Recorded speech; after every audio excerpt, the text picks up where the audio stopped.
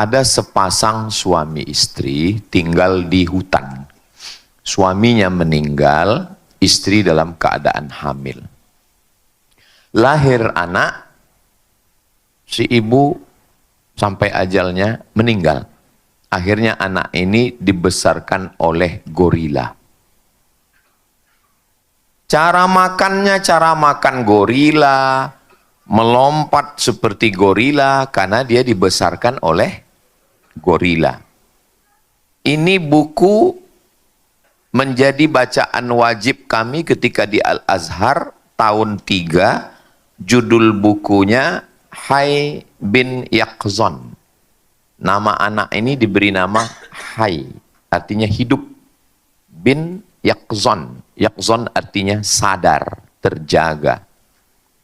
Penulisnya seorang filosof muslim namanya Ibnu Tufail. Dari kisah inilah terinspirasi film Tarzan.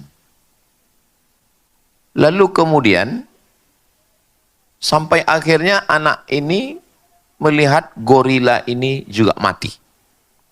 Dia lihat jantung gorila ini berdegup, napasnya naik turun, akhirnya mati. Dia berpikir, tidak mungkin gorila ini hidup tanpa ada yang menghidupkannya.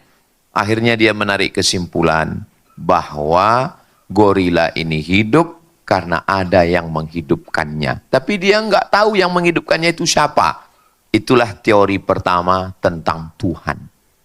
Sebenarnya Ibnu Tufail ingin menyampaikan kepada kita bahwa bertuhan itu sudah ada dalam diri manusia. Hanya saja dia nggak tahu Tuhan itu namanya siapa, cara mendekatkan diri kepada Tuhan itu seperti apa.